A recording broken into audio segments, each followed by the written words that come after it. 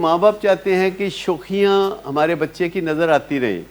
میں آپ کو بتاؤں شوخیاں بیماریاں ہوتی ہیں. کئی دفعہ لوگ چاہتے ہیں کہ یہ جو شوخی والا پارٹ ہے نا وہ رہ جائے اور یہ جو اداسی والا پارٹ ہے وہ چلا جائے. ایسا نہیں ہوتا. جب شوخی والا پارٹ ہوتا ہے تو اداسی والا پارٹ بھی ہوتا ہے. سو پورا پیکیج ہی لینا پڑتا ہے کہ شوخیوں کو ذرا کم کر لیں, اس سے اداسیاں بھی کم ہو جاتی ہیں. بیچ کی لائن کو پکڑیں اور اپنی زندگی کو میانہ روی کے ساتھ رکھیں اور کیپ آن ورکنگ. اپنا کرتے رہنا چاہیے. It never ends. یہ اینڈ لیس سٹوری ہے. زندگی کی کہانی اینڈ لیس ہے اور اس کا سارا مزہ ہی اسی میں ہے. اگر آپ کی ساری تمنائیں آج پوری ہو جائیں, اگر آپ کا سارا کنٹرول آج مکمل ہو جائے, اگر آپ کو ہر چیز کا پتہ چل جائے کہ آگے کیا ہونا ہے, پاکستان نے کس میچ میں جیتنا ہے, کس میچ میں ہارنا ہے, تو آپ کا سارا مزہ کھو جائے گا. مزہ زندگی کا اسی چیز میں ہے کہ کہیں کوئی کسک رہ جاتی ہے, کہیں کوئی فرق رہ جاتا ہے اور آپ اسے چیلنج سمجھ کے تو قبول کرتے ہیں.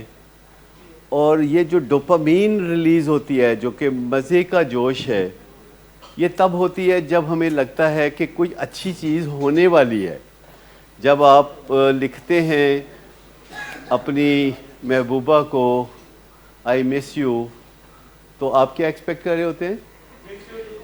مس یو کون بولے؟ جی بڑا تجربہ ہے تھا.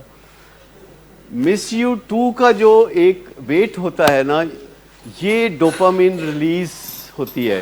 جب آپ کو پتہ ہوتا ہے نا کہ یہ جواب آئے گا کبوتر لے کے, تو ہماری زندگی میں جب بھی ہمیں لگتا ہے کہ کبوتر یہ جواب لے کے آئے گا تو اس سے ہماری زندگی خوشگوار ہوتی ہے.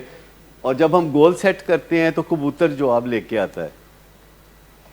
جب ہم کہتے ہیں نا نہیں ابھی نہیں بعد میں, تو کبوتر کوئی جواب لے کے نہیں آتا. جب آپ کہتے ہیں نا کہ ہاں ابھی یہ پریفرنس ہے, یہ کام ابھی ہوگا, بعد میں نہیں.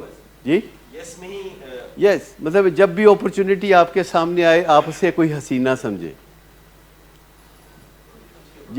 جب بھی کوئی اپرچونٹی آپ کے سامنے آتی ہے تو آپ اسے ویلکم کرتے ہیں, کیونکہ اپرچونٹی لہراتی ہوئی ایسے ایسے کر کے تو گزر جاتی ہے چودھری زور لائی روڈ پہ. ٹھیک, تو اپرچونٹیز کو کبھی بھی مس نہیں کرنا چاہیے. میری وش بھی ہے اور میری دعا بھی ہے.